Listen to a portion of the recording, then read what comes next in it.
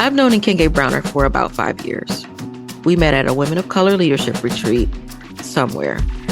Not sure where we were, but I do remember meeting her. She's one of those women who carries herself fully into a room, unapologetically. And when I found out she was also an author, I immediately purchased her book, The Water Girl Drinks Before the Queen. And I thought it was amazing, brilliant. Since then, she's gone on to write another book about her experience as a Black queer femme woman.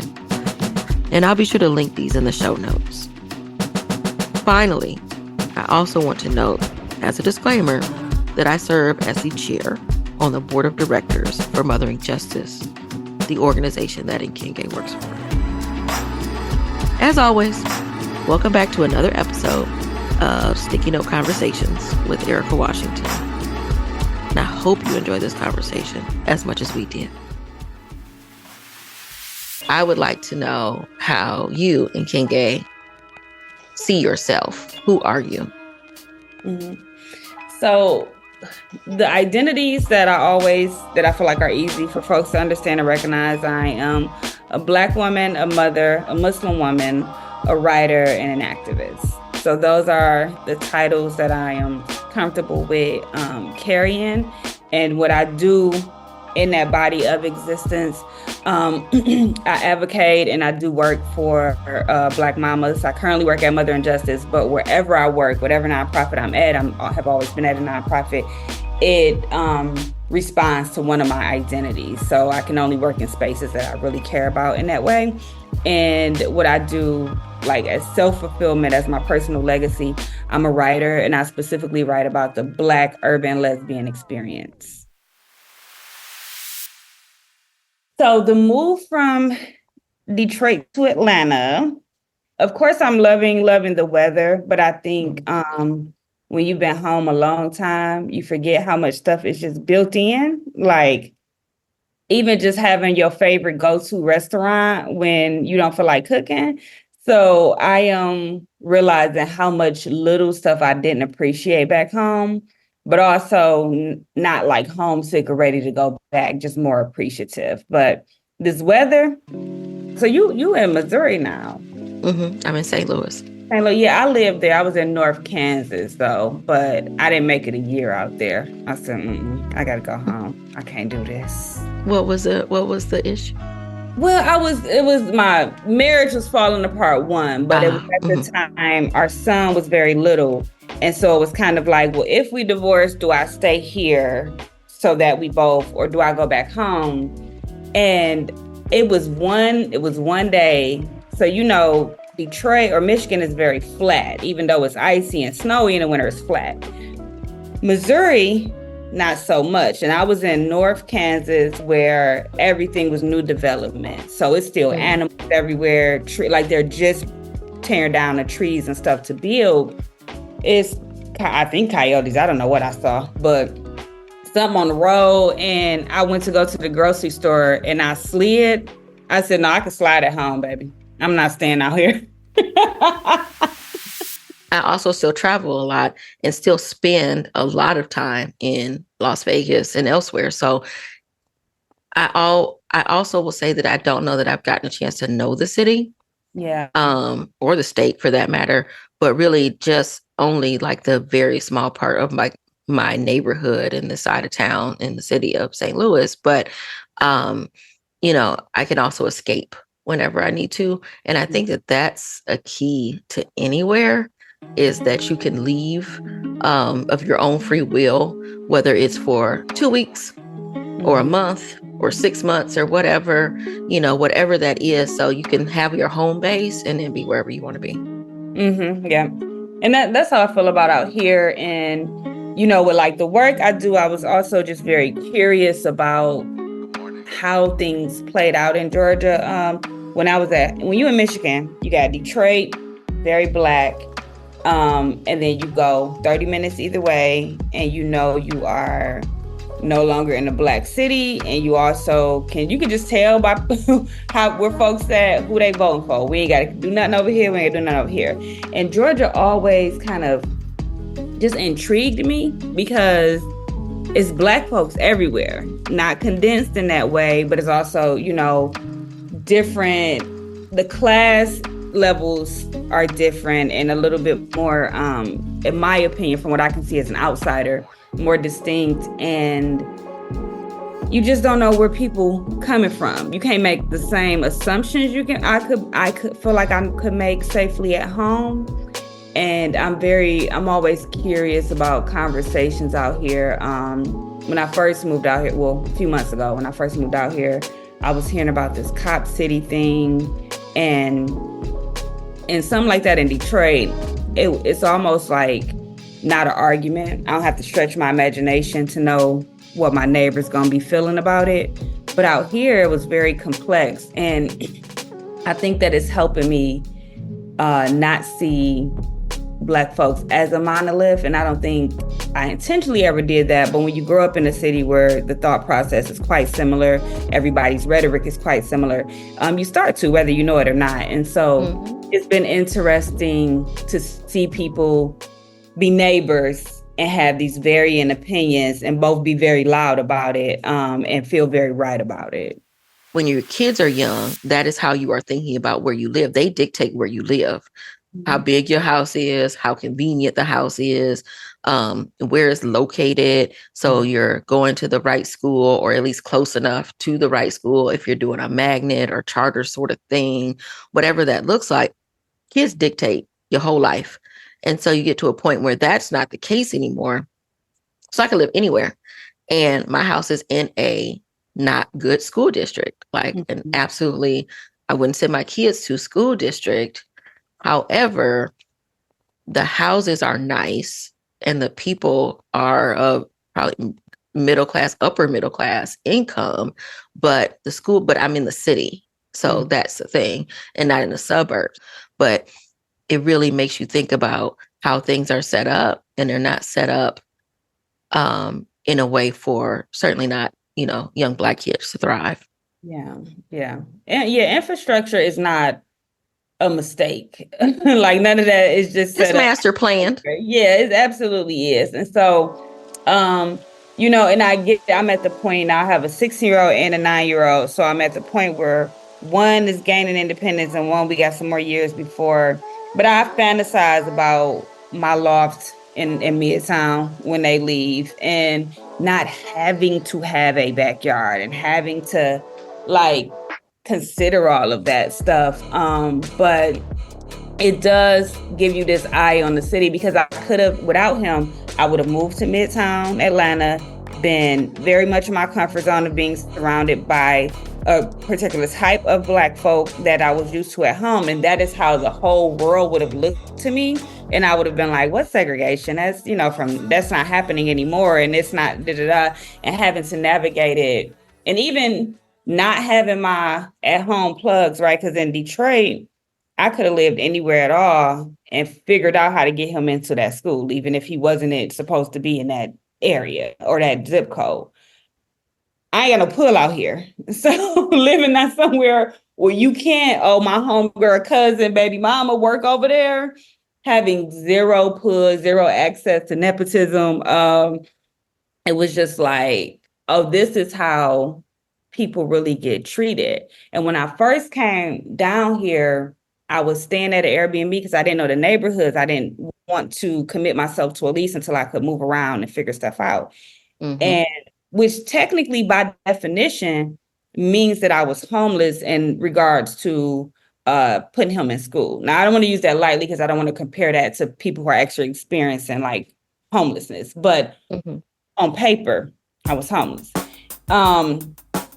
And when I went to enroll him in the school, because I know how they're supposed to respond, because I worked in the shelter setting as a social worker for so long, I didn't bring that up. I just assumed she would do her job. When I was met with the liaison for the unhoused, or whatever the title is. And I just kind of watched the treatment because I needed to know that, right? If I were a mom who did not have my background, who did not work in certain settings, who didn't know, I just wanted to feel what that felt like. And the lack of resources that was offered, it was just a mess. Like, it just was not handled well. But then the woman who was not treating me well as a homeless parent in that scenario was a Black woman. So then I'm like, well, I ain't gonna snitch on her. I let it all play out, got them enrolled, and then I came back to her and had a conversation with her. Then I did say, I worked in this field. I'm technically a social worker. This is how you were supposed to handle me. I left here. Had I been sleeping in my car or whatever, I might have just not took my baby to school because of your treatment. I just would have been deflated and defeated. So how did she respond to that? She was polite about it, but not in a way that I think would change anything. It was more like uncomfortable politeness, like, I'm sorry about that. We get so many people trying to take their kids to school over here and stuff, like, that kind of thing, which was further and I was just like, making an excuse for behavior instead of trying to help fix whatever the problem was. Absolutely. And I also knew in my heart that because of her identity, I wasn't going to take it no further. So I was just like, okay, so it's like, all right. I'm thinking about alternative ways to handle conflict. And I'm thinking about that particular situation and why, you didn't say anything, and also thinking about my own behaviors and when I don't say something, when I might call my friend and be like, girl, can you guess what, this such and such did, and how they treated me, and how, they didn't do their job correctly, X, Y, and Z. But me not saying anything either directly to them or to their superior or what have you, because of those same reasons that you stated. But it made me think about feeling like I don't have the tools to help somebody with course correction without a detrimental impact. Because in some situations, you could escalate something and say, hey, that employee did X, Y, and Z, and here's where the problem is, and this is how it's made me feel. This is, an issue, and they could lose their job instead of being asked to do additional training, or just having a conversation, or finding out whatever else is going on in their life to make them behave the way that they did, because we're also carrying large loads, financial burdens, family things are happening. Sometimes when we show up to work, we're always bringing our home with us in some way, whether it's a happy home or if it's a awful home. And so that can change how you communicate with the public, and we're not given that same deference and that space to make mistakes. And so I think that is sometimes a reason why I may not say something, and I don't know how. And especially thinking about this coming from the lens of being, in charge and being an executive director of an organization where I have hired,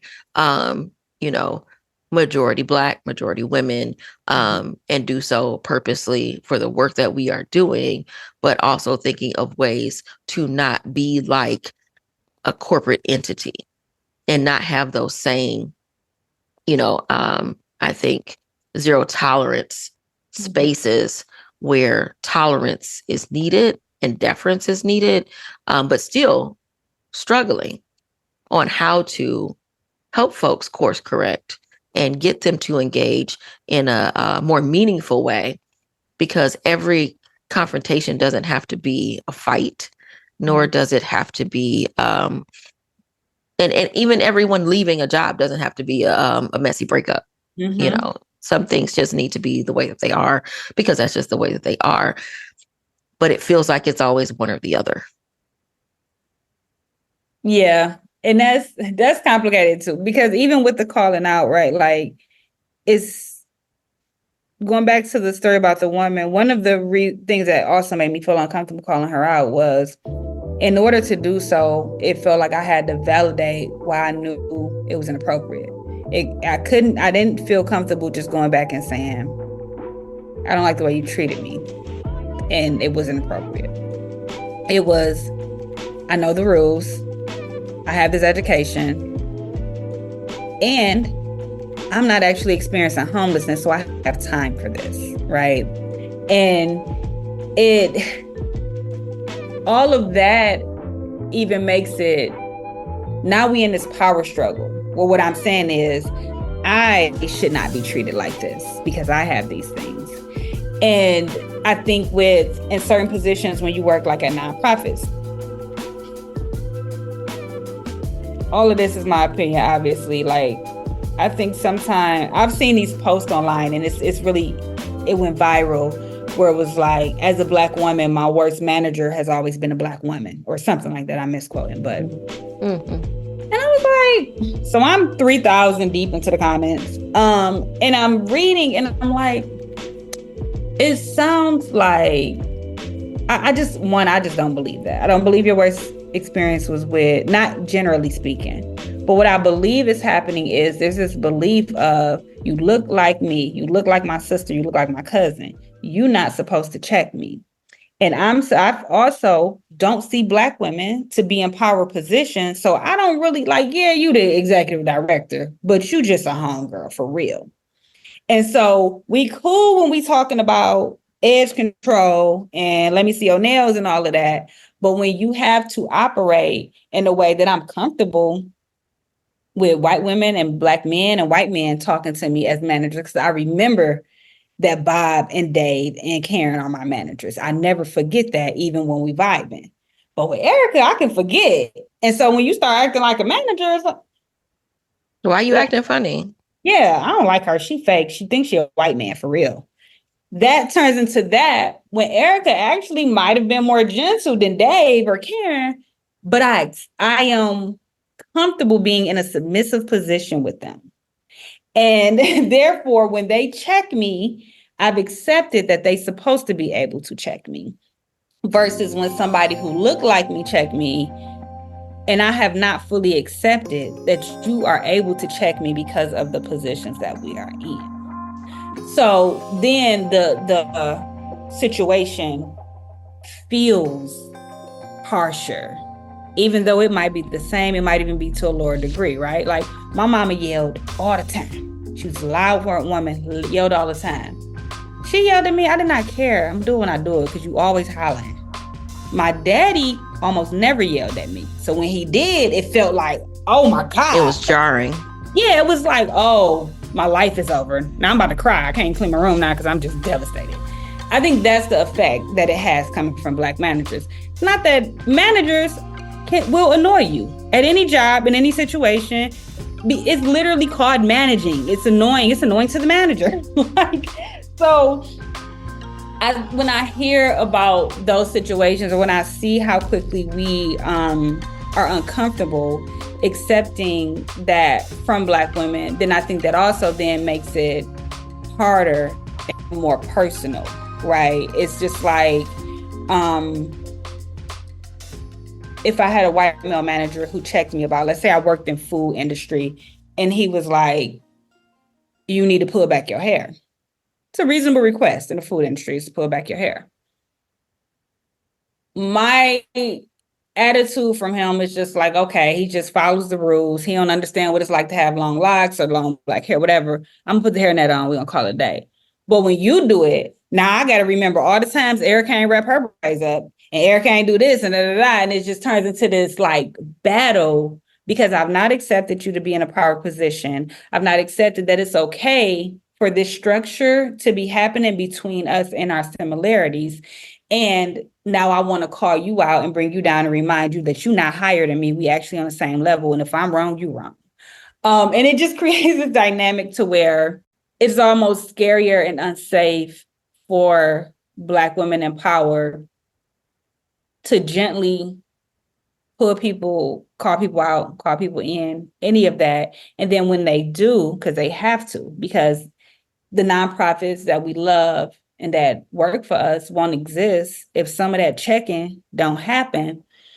When that happens, it's so easy to jump on, I can't stand her, because every Black woman in power has a I can't stand her bandwagon that is just waiting to accept new members. So you find a membership, you sign up, And now everybody gets to validate. Oh, Erika told you pull your hair back, girl. One day she told me I couldn't even like keep doing no call, no shows. Oh, she's so white. And it, it just turns into this thing that doesn't actually make any sense, but we validate it with the same sexism, racism, Black woman hatred that's used against us. We use it toward each other. Nobody talks about this piece right here. They don't talk about management and what that actually looks like and how hard it is. Because also on this side of it, I think that I'm a pretty good manager, and I've been told by other people, especially after the fact, oh, well, I appreciate your management style and I appreciate what you were trying to do. In the midst of it, I don't know that they saw it. In the midst of it, I was just I was either real cool and we was hanging out, or you know, I'm a B, you know, I'm one or the other. And I'm like, I have a job to do. And it's also all on me to make sure that you and your kids eat. Right. It is my responsibility. If I don't do my job, y'all could starve. I mean, you can go get another job somewhere, but that also requires time. So in that time that, you know, you find out that I'm not doing the work that I'm supposed to be doing, you end up like these, you know, these large companies, these Goldman Sachs or whatever, where all this nefarious behavior was going on. Heck, you can even take the big three in Detroit. I have said multiple times that those auto companies knew that they weren't making the best product they could make. And so when people were buying, you know, foreign cars or what have you, you know, and all of these different car companies and plants were shutting down, whole families, whole businesses, whole cities, you know, collapsed because what some folks did not do. And they didn't do their job well. So if I take my job seriously, it's like I do my job and I stay up later and I work hard to make sure that we have the funding to keep the doors open so you have a paycheck. And I need you to do your part. But sometimes when you don't do your part, then it's still my problem. It's my fault that you didn't do your part. Or, you know, I need to treat you differently because this is supposed to be a different sort of organization. And you try to be different, but also people, I think, also have that ingrained but automatic muscle memory to behave a certain kind of way when somebody you know, checks them in any sort of way. So then it becomes just an automatic problem and not let me self-reflect on what it is I could be doing differently. So it's not for the weak. It's not for everybody. And I think honestly, it's probably the part of the job I hate the most, you know, is the managing. I didn't want to manage nobody. I didn't even know how much I didn't want to manage nobody until I was managing all these people. And then I was like, ooh, this is awful. But we keep doing it because there's a greater good, right? The greater good, yeah. Like I said, I've been in nonprofit my whole life. I ended up working at Ruth Ellis Center on my 18th birthday. They hired me on my 18th birthday, and I've been in nonprofit ever since. And people have said to me over the years, you should start your own nonprofit. You should start your own nonprofit. I said, I am not going to start an organization where people hate me for helping, because that is what happens to every single executive. They have to make decisions for sustainability, some that are going to be corporate decisions because people work here. So it's some corporational things that look like a corporation that's going to be happening. That's the way business and systems work. Taxes have to be filed. Yeah, and you can never give enough, do enough.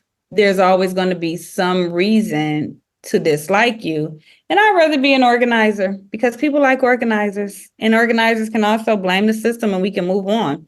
If I, as an organizer, come to you and say, listen, I know you need, you needed 50 diapers and 2 lifts or Uber rides to get your baby to the thing, but the organization can only do 20 diapers and a bus pass. You say, thank you for helping me. I appreciate that. You got me something better than nothing. If I come to you as an ED and say that, same amount of resources, you know, say, I don't like Black women for real. I'm a liar.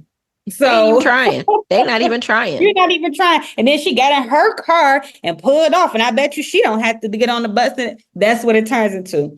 Nope. I like the safety of not being at the top. Explain to folks what an organizer is and trying to So, figure out why I'm not still just an organizer. because when you're a really good organizer, people say, do you want to manage the organizing team? And then you do, and then you become a director, and then you move on, moving on. But an organizer are the people in a nonprofit who hold the relationship between the community members and the nonprofit itself. So they may be the canvassers, the folks that go knock on your door and ask you, do you need help voting or knowing who you might want to vote for? Or they might be the people, if you go into a shelter or something like that, the first folks you see who take you to like the clothing closet and kind of respond to immediate basic needs. They're the people that come and say, why is 20 people on your block having water shutoffs? We got to do something about that. They are the faces you see that go out and do the protests, out and do the activism. Now, they the mobilizers. They are working. They are that bridge between the community and the organization. The folks at the org you don't see, maybe you don't see that often. The executive directors, the directors, all of those folks, they are supporting the org to make sure it exists and supporting the organizers so that they're able to go out and do that work. And when the organizers come back and say, this area of the neighborhood over here are being exploited, they not reading their meters, they double charging them for electricity, we need to do something.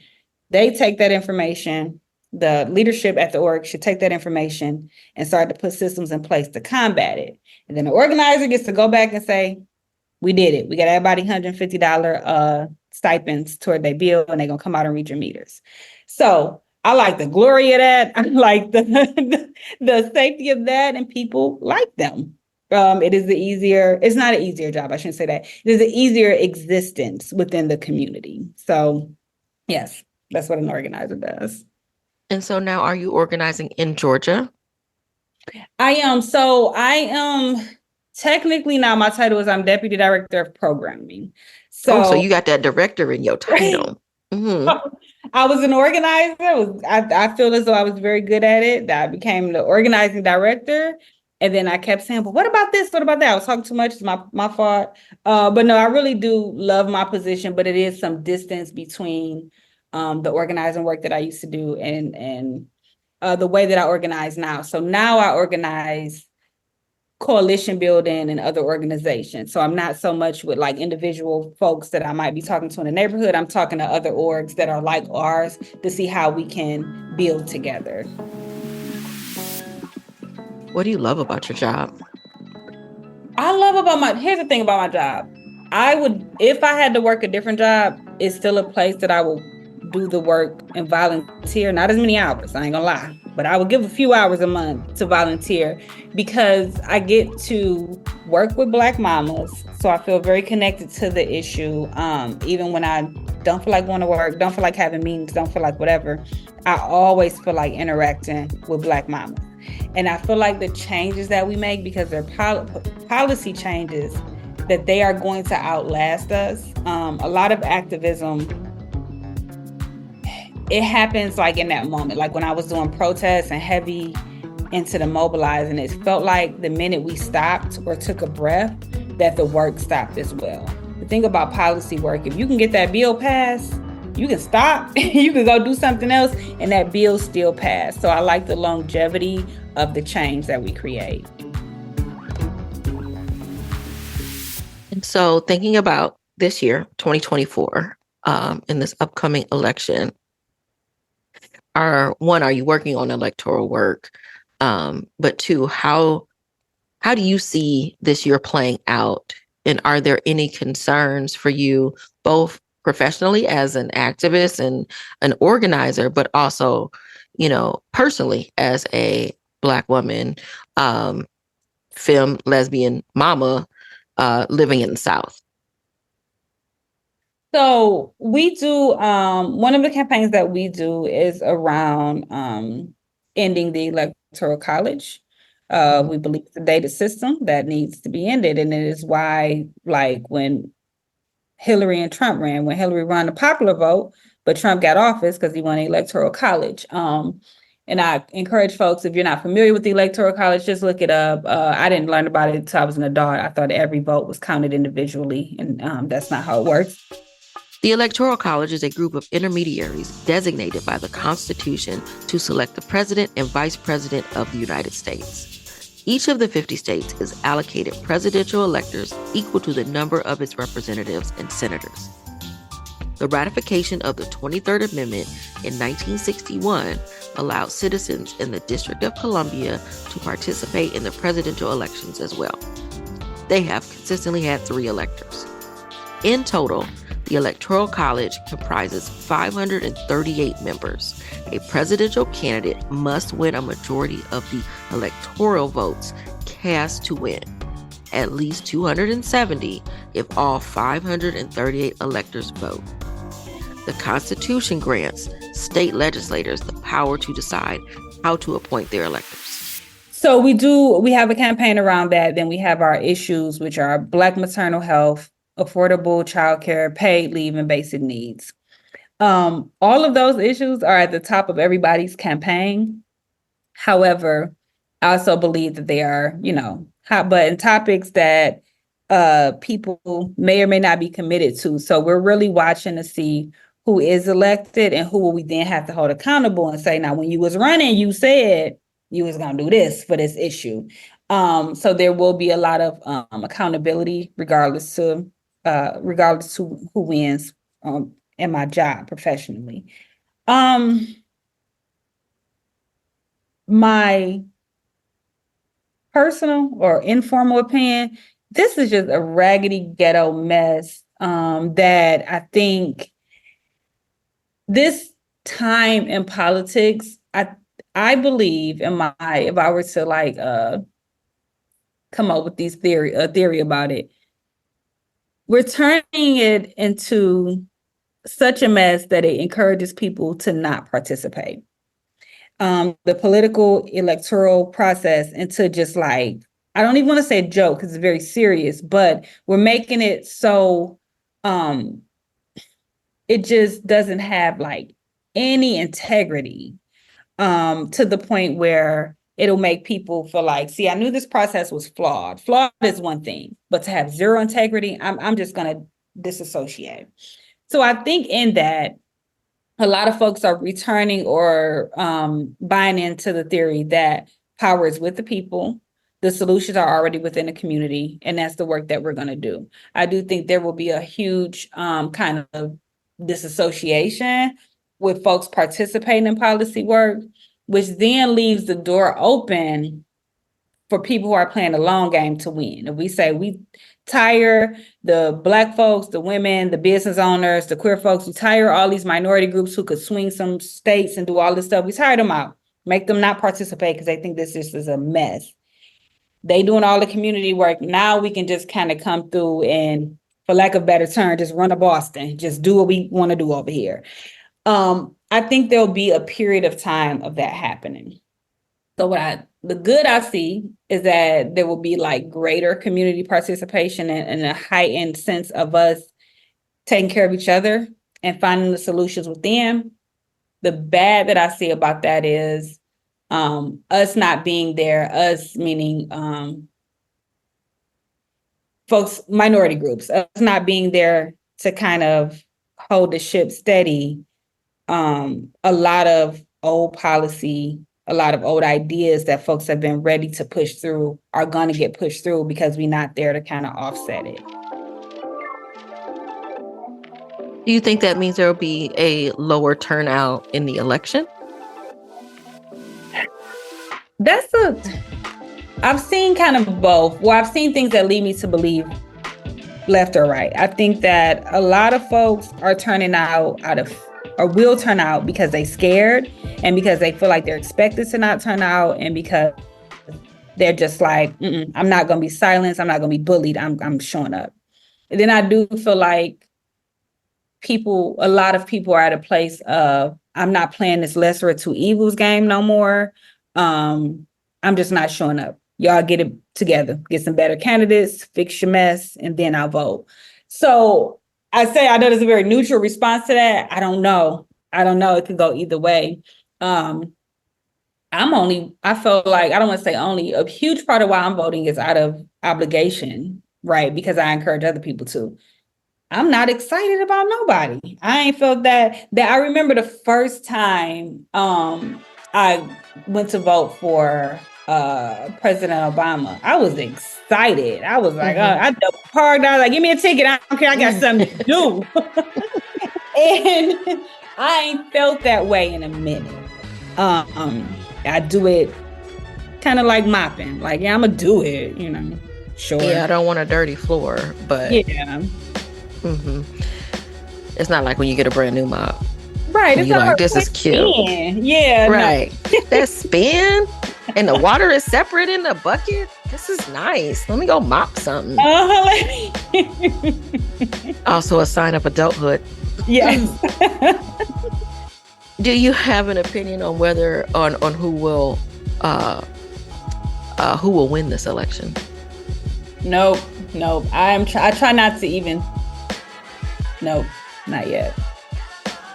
No, because I have a fear response and I have a hopeful response, and I'm scared to say my fear response out loud, and I just no. Yeah. So thinking about organizing, a lot of times, we spend a lot of time, encouraging people to vote and to, turn out, because it's important, because it is important to actually exercise your right to vote for so many reasons. We need to be heard. We don't want folks to think that, we're okay with mediocrity, or that we're okay with, our human rights being, trampled on, all of that. But then after that, it's like crickets. Like literally, people will go out and vote, even for Obama. Folks came out in droves to vote for Obama. But again, that's the presidency. Right. And I think people really do believe that the presidency is the end all be all. And that also that we don't have to hold the president accountable, but there are so many other things happening at the same time, and not at the federal level. You have, your senators and your Congress folks, but then in your local spaces, you have your school board, you have your county commissions or aldermen or city council or, whatever. And those elections matter sometimes more, and certainly at a different weight. But then even after they vote for those folks, judges and all of that, the accountability piece, like that part is really difficult, I think, for folks to understand why we have to do that. Because in the grand scheme of life, like, I don't have to hold my dentist accountable. Like, you have a job to do, and I don't have to go back and remind you, even when I'm not there, to be like, did you clean that other lady's teeth yet? Have you set these appointments? Have you done this? Have you done that? Or what's going on with you? Like, you don't have to do that. You expect, once I have hired you to do a job, you're going to do said job. But it's different in politics. And so how do you help people understand that accountability piece? We do lobby days at work, but we also to remind the folks in office, but with the folks we work with, we keep it about the issues, right? So we care about who's in office and things like that, but it's about the issues. And I think a lot of folks that get elected don't remember the issues that they committed to. And they think they got elected because they're charismatic and they're the best for the job and they went to law school and they did this and they did that. It's like, no, you specifically said I was going to pay less in childcare. That's the only reason. I don't care about none of the other stuff you got going on. I don't think you're cute. I know you went to Yale. None of that. I wanted lower childcare. And I think that is that they are campaigning, which is a strategic game, and you play to win. Everybody who campaigns, some people good, some people bad, whatever. Everybody got to play the game if you're going to win. If you're even going to run. And so I think I've seen where you just went to remind people, like, I heard you when you said childcare. I wasn't regaled with all the rest of the speech. And then they realize, okay, they're not going to let me slide on this one. So I'll do some work around it. And they're going to keep coming back. And they're going to keep coming back. So for us, it's just watching who's dropping what issue, and then going back to them and reminding them. And I do think this similar way of like raising kids. My son, no, he might could slide with some junk under the bed, but not making the bed. So he's gonna make the bed, depending on what mood I am, if I feel like checking under that bed, right? The candidates know that. They know I might get votes for this and nobody might ever check up on it. But if they check up on it, then I'll do it. So we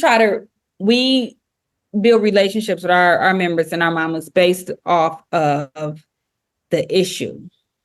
Whatever candidate is then wants to speak on that issue and make it part of that campaign, we go back and remind them, you did not get elected for no reason. You said you had us on this, so what we about to do? And that's how I think that also keeps us from being from getting caught up in the personal of that person and remembering what we're supposed to be focusing on. I think too, politics, we've seen some nasty campaign commercials and stuff like that. And it's like, none of this makes any sense. We don't need to get caught up in all of this. I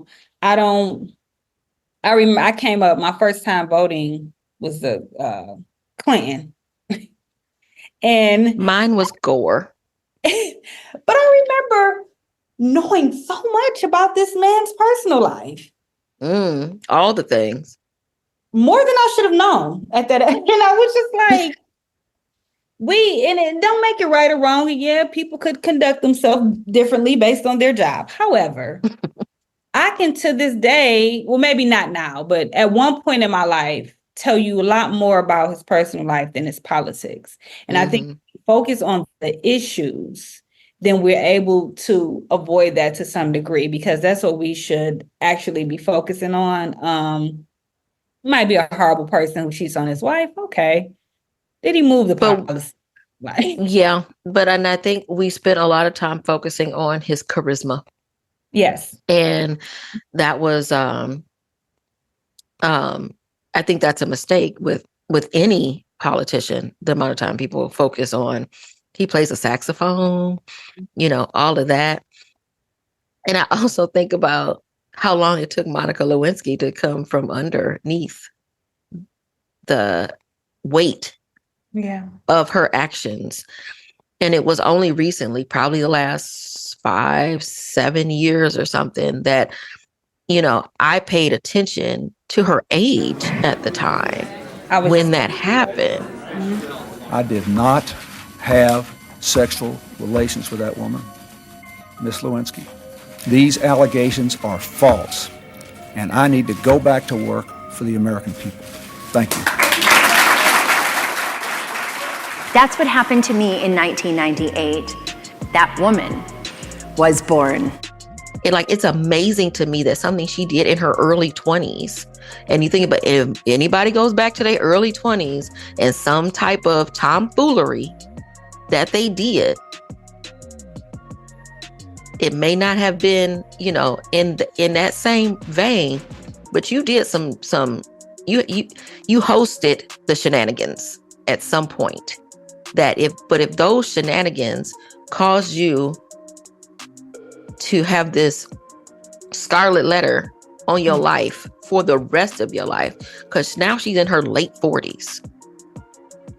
And just now, I feel like finding a place of respect and a voice that is actually really funny. She's very funny on Twitter and the such.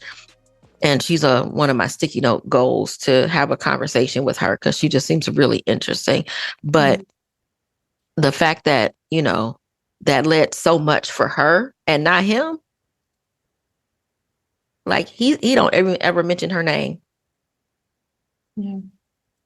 And her whole idea. And that's the thing. I think a lot of things had to happen. There's a cultural shift toward how we view women and sexuality. That it comes in waves too, because I can remember, I was young, obviously, but I can remember in the 90s how it was this thing. My mom was really into salt and pepper. And I remember that time. But then I think about there's a cultural shift, But literally, I was reading something maybe 4 or 5 years ago, and I was like, oh, she was 22. Let me tell you something.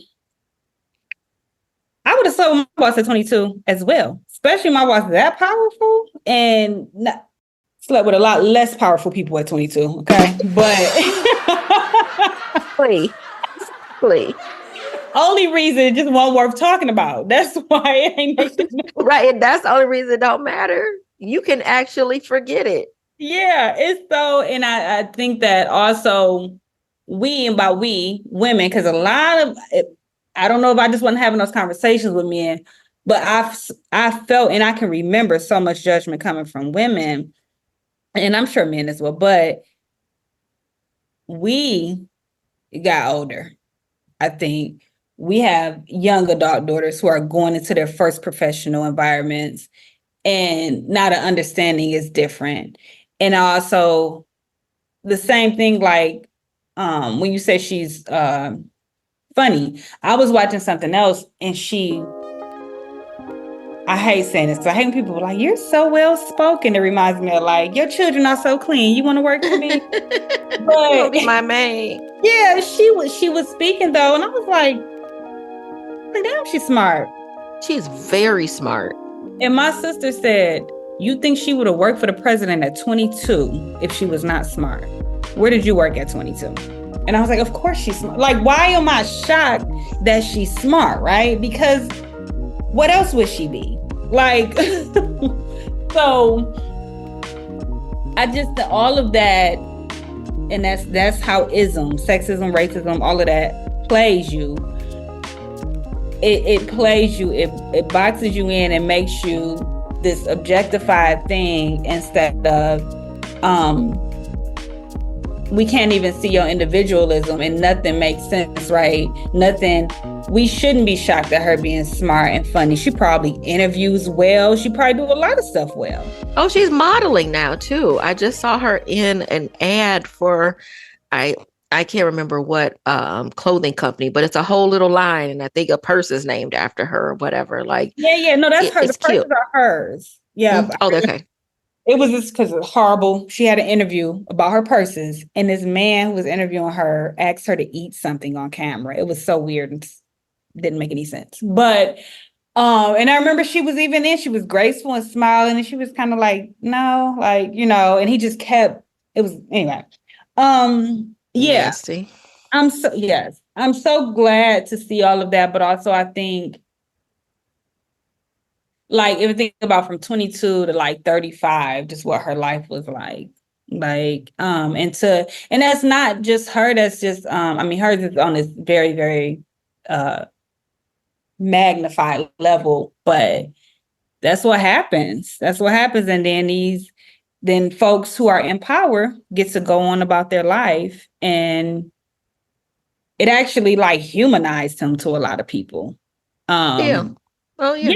It made him fit. We just wanted to relate. I don't know what that was, though. We wanted to relate to that man very bad, or him to relate to us, I should say. But yeah. I think it was a marketing trick, honestly. I think it's all, a lot of it's all very, very much a marketing trick in order to gain, the Black vote or the woman vote or what have you. And he had the right spin doctors to bully Monica in a way that made it seem like, yes, this was her fault. She shouldn't have been doing X, Y, and Z. And, she should know better. But I've heard that a lot from older women, not just about her, but just women in general. We could have a whole conversation about R. Kelly and how many older Black women were like, well, they knew better. They knew better coming in. They shouldn't have been there. They shouldn't have did this. They shouldn't have did that. Like, so much onus on the girl, not even necessarily a woman. And just because somebody might be 18, that doesn't, first of all, our brains are not fully developed. Yeah. But also you don't know how mature they are, what they've experienced or what have you, and how what they think is love or whatever shows up. Because if it's shown up in a abusive or predatory way, even when they were a child, then it's going to look the same, when they're 18, 19, 25. Yeah. And sometimes even with that, it doesn't feel, the thing about being like 18 to 25 is you feel so grown. When I was everything. You are the everything. That's why I have a 16-year-old now, because I was the grownest 20-something-year-old you ever met in your life. And I just wanted to prove how, like, I was so grown. You won't tell me nothing, And sometimes predators get off on the fact that you feel empowered being grown. They know you still got some growing to do right here, and that's okay. But they encouraging it. Yeah, you mature. You don't act like other 17-year-olds. Yes, I do, because I'm 17. So that's how I'm behaving. It's an honor student. I'm not mature in that way that you're implying. But they get off on that thinking of like, or I'm 18, because there's something fiery and rebellious about turning 18 and turning 21. And your parents can't technically tell you what to do.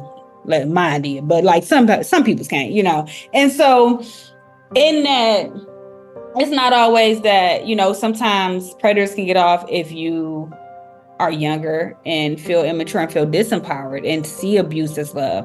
But they can also get off on the fact that you feel very empowered and very grown. It's like, yeah, well, come over here and be grown then, And so it's so many avenues for predators, and they will figure out which one works for what they trying to prey, who they trying to prey on. And there is that, I've heard so many stories. I worked at a girls shelter, and I'll just say this about it because I could go on and on about it. We had an intake form for why the child was being dropped off at the shelter. And we had this reason, then other. We had so many mothers drop their daughters off because they man was looking at them, or they daughter thinks she grown. They would say things like that. They think she grown, or the man that they were dating had a charge where he could not be in a house around minors. And it was him or the daughter. And the daughter got dropped off. Ooh. We filled that in so much that we added a code for that. So it wasn't an other anymore. It was a checkbox. Did that make sense? Like, It was so common that it was like, this is 381, like over and over again. And I remember distinctly this one woman, because it was always had to be two people doing the intake. And this one, I remember like looking at my coworker, like, I'm about to leave because I'm about to cuss her out. Her daughter, about 16-ish, 16-year-old body, just like not a small girl, no, not a small, her mother wasn't small, not from a small family. So she's sitting there being 16. Her shirt looked like this, her jeans tight, crop top, whatever. And her mama, yeah, she thinks she cute. When I was 16, I looked better than her. My body was better. My this was that, and my stomach went fat like hers, and da-da-da-da. And the daughter is just unresponsive. Just sitting there waiting to get checked into the shelter, trying to understand what's going on. And this was the case in which the man had a charge, nothing to do with them prior to meeting her, but couldn't be in the house with her. Mm-hmm. And because she thought she was grown, she had to go. So when I think about the adultification of Black girls and how dangerous it has been, how it's used to both sexualize, abandon, like it's used in every which way to not take care of us and not protect us and not love us and not do your responsibility, whether that is as a mother of keeping me safe, whether that is as an adult, a male person to not sexualize me, whatever it is. If you can say that I'm fast, or I think I'm grown, or I should have known better than people who have been on this earth 20 years longer than me, then the harm is okay. And I don't know, I do believe that a lot of times as survival, I think a lot of things with Black folks are related to slavery. I think out of survival, we learn to kind of blame our children in the effort to make them be better so we don't get in trouble, so you don't get taken from me, so whatever the case may be. But I think at this point, we've now used it to I don't know, just be very, very harmful. Where in some situations we didn't have power and we had to find somebody to blame. We couldn't blame our situation because of our race. We couldn't blame the fact that we were owned by other humans. We blamed each other, blamed our children, blamed the behavior. And now that that is no longer our state or condition of being, we still hold on to some of that. So instead of saying, I blame myself for not protecting you, I blame myself for not being able to cope with my loneliness enough to keep men with sex charges out of this house, I blame myself I blame the system that I need help with this rent this bad, I'm gonna make it about you being a fast tail little girl. So I can survive this, and so I can get through what I'm doing. Yeah, it sort of sounds like, because there was that time when you couldn't have a man in the house if you were on assistance. And so, and it was so important to keep a man in the house. That's what that sounds like. But it all sounds like completely disturbing. And I'm not even sure how you function, working at a space like that on a day-to-day basis, because it sounds like it brings its own set of trauma to the folks who have to spend time with the young girls who are abandoned, and also still have competent conversations with those doing the abandoning. Y'all, this conversation was so good. We couldn't fit all the good stuff in 1 hour. So come back next Saturday as we continue chatting with Nkenge on Sticky Note Conversations. Thanks for listening to Sticky Note Conversations with Erika Washington.